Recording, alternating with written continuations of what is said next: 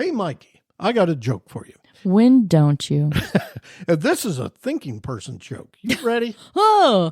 Not for me. There was a Papa Mole. Oh my gosh. Okay. This is a train wreck already. Okay. All right. There was a Papa Mole. Yeah. There was a Papa Mole, a Mama Mole, and a baby mole tunneling through the ground, one right after the other. They were digging and digging and digging when all of a sudden, bam, the Papa Mole ran into a wall. The Papa Mole was a bit shaken up. Sure. He probably broke his neck. He stuck his head out and saw it was Waffle House. The moles are going to the Waffle House. Hey, let me get my jokes out. Okay. We'll never get through this. Okay. He took a big whiff and said, smells. Oh, no. Where is this going? Smells like waffles. This is funnier than I remember. It was at that moment, wham, Mama Mole slammed into the backside of Papa Mole.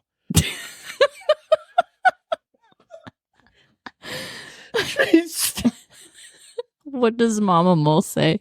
Please. Anticipation's killing me. I'm crying. I can't. Okay.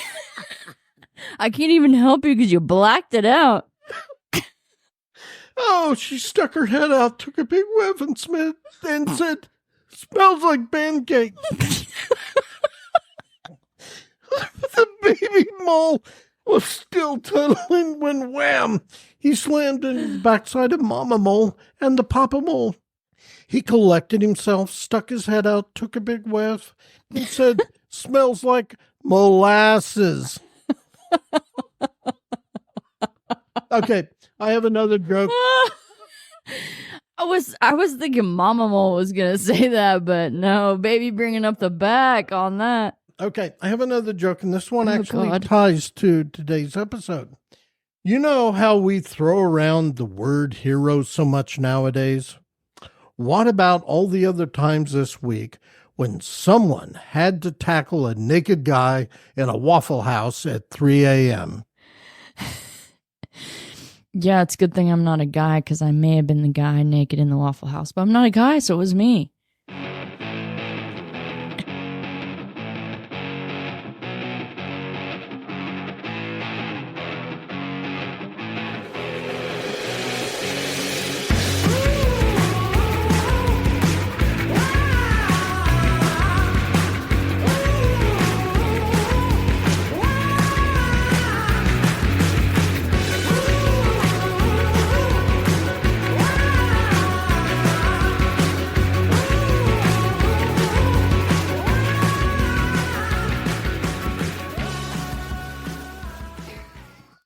Welcome, everyone, to episode 20 of Mr. Robin's Hood podcast, the first of our The In-Between episodes. Up to this point, we've been dropping podcasts on the 1st and 15th of every month. But we've noticed a definite trend of people falling off the Mr. Robin scope. So, as a way to boost listenership, we thought we'd start dropping episodes on the Fridays following the 1st and the 15th. The content will come from my old Cosmic City blog posts starting in 2016. Some of these are really funny. I'm Mr. Robin, your grit-eaten co-host for these train wreck podcasts. I'm joined as always by my collaborative co-defendant and all-around best pal, Mikkel Murray Robinson, who denies ever having been naked in a Waffle House hurling grits at 3 a.m. We have video. Don't lie to these people. But, that's not really out of the realm of things that I may do. Oh. But as long as the grits had bacon and cheese and onions, I'm down. There we go. I'll get naked for some grits and bacon. I'm just saying. So, Mikey, today's episode that originally ran in Cosmic City blog on January 19th, 2016, became a common theme for my blog. namely weird shit happening at Waffle House. In a future episode, I'll pull out the story about the really fat dude who got into a beef with Waffle House staff and proceeded to go outside, strip naked, and then press his corpulent self up against the windows of said Waffle House in an obvious "I'll show you" statement to said staff. That's what I was doing. Oh, okay. When I was naked in the Waffle House. Okay. And today's episode, we have video. And today's episode not only includes naked women. And do not email him asking for it.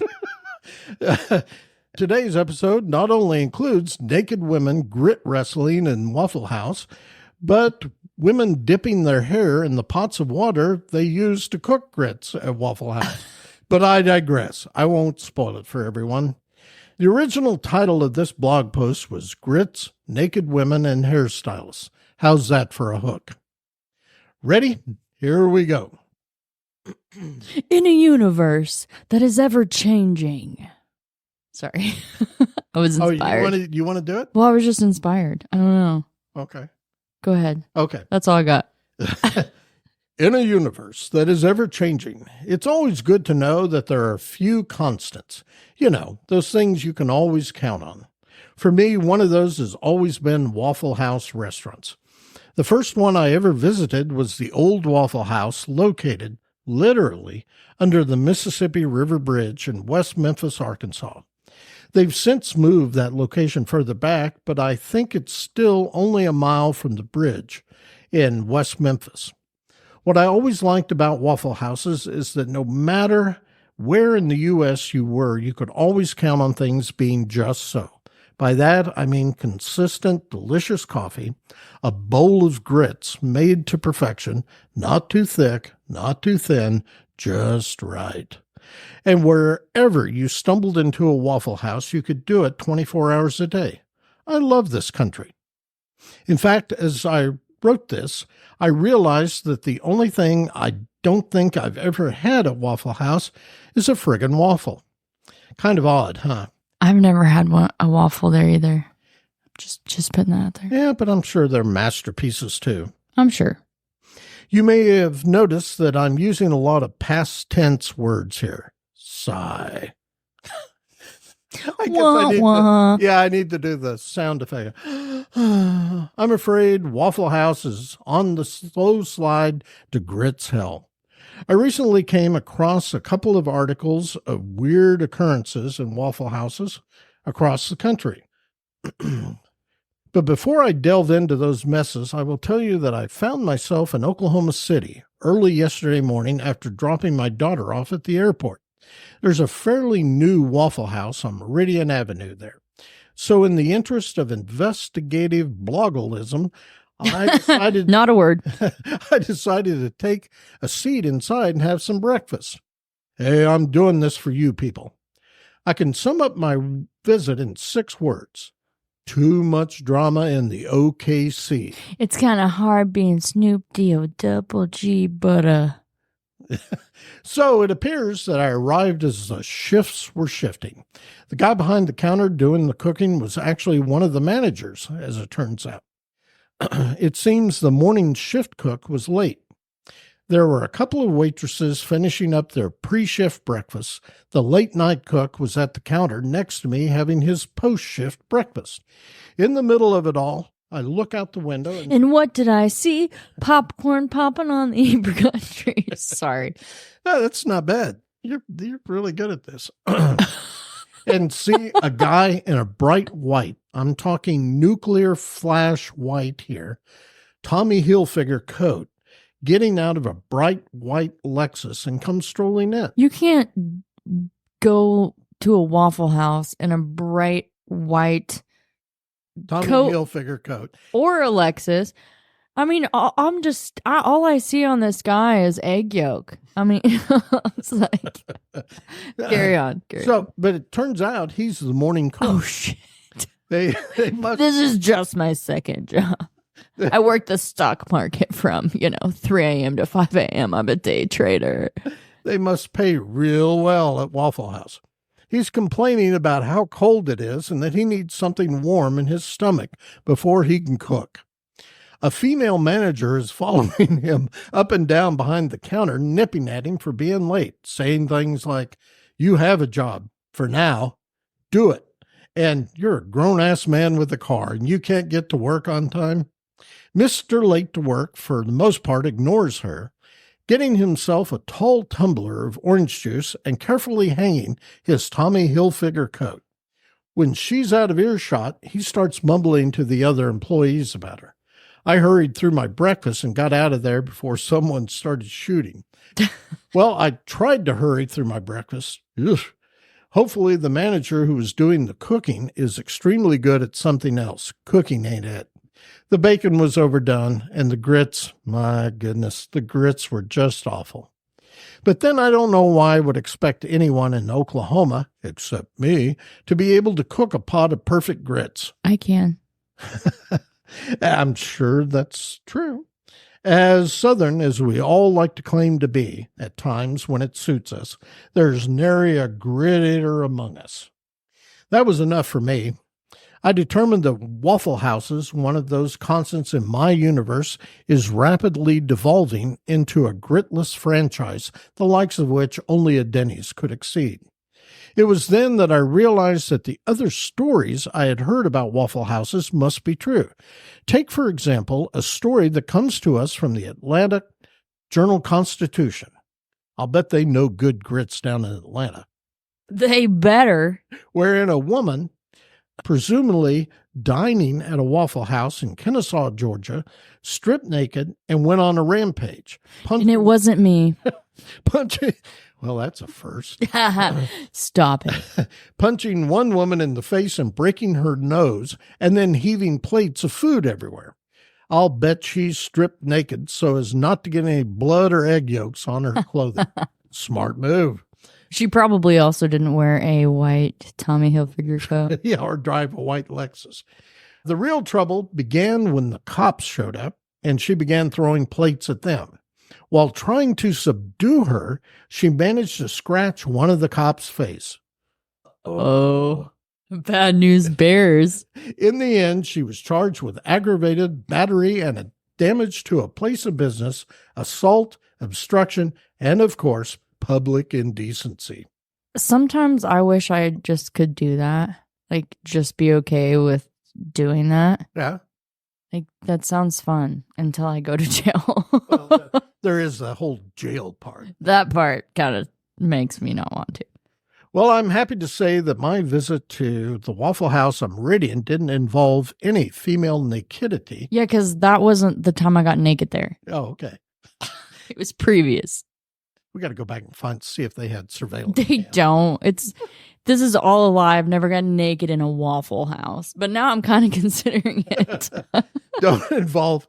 Let me back up here okay. Well, I'm happy to say that my visit to the Waffle House on Meridian Avenue didn't involve any female nakedity, though that would have been more entertaining than listening to Mr. Late to Work muttering complaints as he slung overcooked, dried-out grits into a bowl.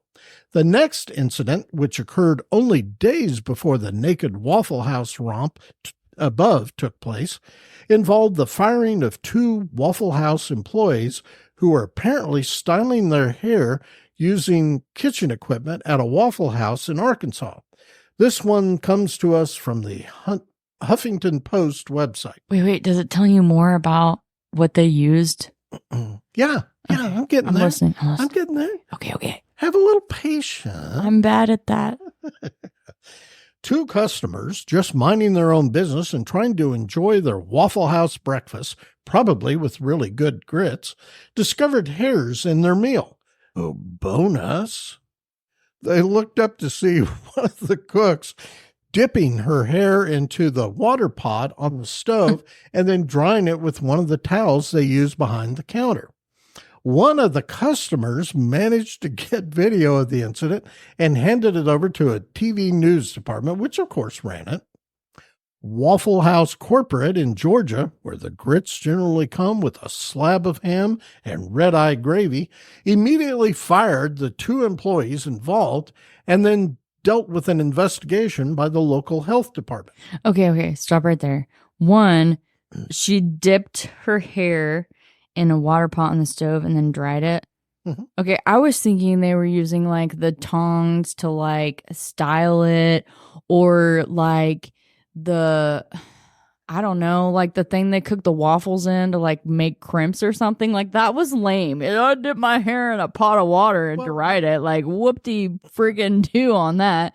I'm like, let's get more creative. But if you dipped your hair, if you had kind of curly if you had kind of curly hair and you dip it into a pot of hot water, that's apparently not. That's like, going to straighten it out, right? This is lame AF. What? Okay. Wait. Okay. So ask me that again. If you dip your hair, you have like really curly hair, say, or Yes. wavy hair, or maybe you just crimped your hair in the waffle maker, and That's what I'm talking about. you decide that's not the look for you. Can't you dip that hair in hot water and it'll take all that crimpage out? Well, yeah, if your hair is straight, but if you have curly hair, dipping it in water is not going to make it less curly. Oh. I mean, I don't know. Okay. Oh, but I also feel like there's so many other ways. I mean, you could use like the salt and pepper shakers as like hair rollers and stuff. I mean, I'm trying to get creative with this, and you're just talking about dipping in. Anyhow. Okay. Well, that's all they gave us. I know. I'm just disappointed. Oh. That's all. It's not your fault. It's the fault of everyone else. Okay. Kidding. Let's Anyhow, see carry on. What have we learned today? What have we learned today? 1, Waffle Houses are going to hell.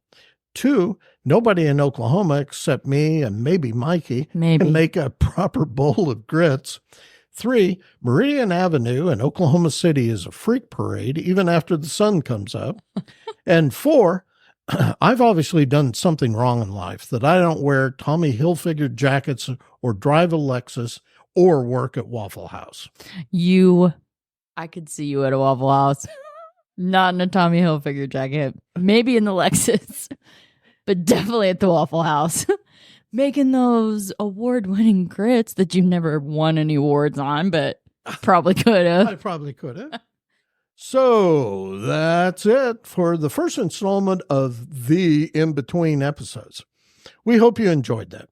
We'll be back with episode 21 that we're tentatively calling the poetry episode.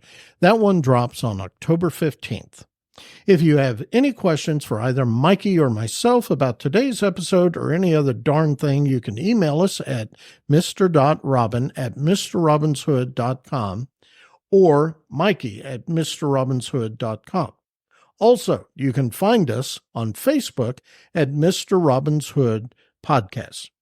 As always, you can also reach out to Mikey or me via Podophone at 580-827-0472. And let me repeat that. 580-827-8472. Perfect. Maybe you just want to get something off your chest or you're feeling some butt pain because of something we said during a podcast. Give us a call, but know that we're not likely to answer because we're quickly becoming... And we don't care about your butt pain. Yeah, we don't really give a shit. Because we're quickly becoming international podcast stars and are developing a following worldwide. But we cannot afford staff. Yet. Maybe one Yeah. day. If you want to send a few bucks or volunteer, just give me a call there. Or you can email me. Yeah, and we'll meet up in a dark alley. and we'll take your envelope of cash and probably bash your brains in and maybe sear your hair off in a waffle maker. and if you just want to. You can only afford $1, but you want to help out Mr. Robin and Mikey. Just pull up in front of the house here at the compound, throw it out the window, and drive away. I don't particularly want to meet you, but I'll run out and grab the money. Next thing you know, you got a yard full of cash. What? I wish. It's scary because people know where you live. Oh yeah, see, Brett. That's why I was thinking. Like, people are gonna know where you live. Let's have them drop cash off at like The Patriot Pup. The ancient Amazon and drop-off. yeah, no. We can come up with another idea. Oh, you know what we could do? What? We could put like a little donation box that hangs off our cars because everybody knows we drive. You know, you see our cars, drop it in there. Don't come talk to us though. Yeah, we don't really give a shit about you or your problems. We just want your money. No. We just want your money. Are we asking for too much here, people? Maybe we should have a telethon podcast. That's a good idea. Huh? We could become QVC. Oh, What? this would be awesome. No, we should really and truly do this. Huh? Could be called MAD. My initials. I'm just. Oh, because it's the MAD. Yeah. There we go. There we go. I'm down. In the meantime, okay. Tell all your friends. In the meantime, tell all your friends to listen to this podcast as though their lives depend upon it. As always, you can stream or download episodes of Mr. Robin's Hood podcast for free. I repeat, for free. Wherever you usually find that sort of nonsense. We're on Spotify, iHeartRadio, Amazon Music, the Podbean app, Apple Podcasts, and Podchaser. You can also stream them directly from our Podbean website at mrrobinshoodpodcast.podbean.com for free. So we'll close. I'm Batman. I'm Batman. No, that wasn't quite right. Let me work on that. I'm Batman. There, that's right. So we'll close now by reminding everyone, as we always do, to stay hungry, Stay foolish, and most importantly, stay weird. Happy Halloween. Bye.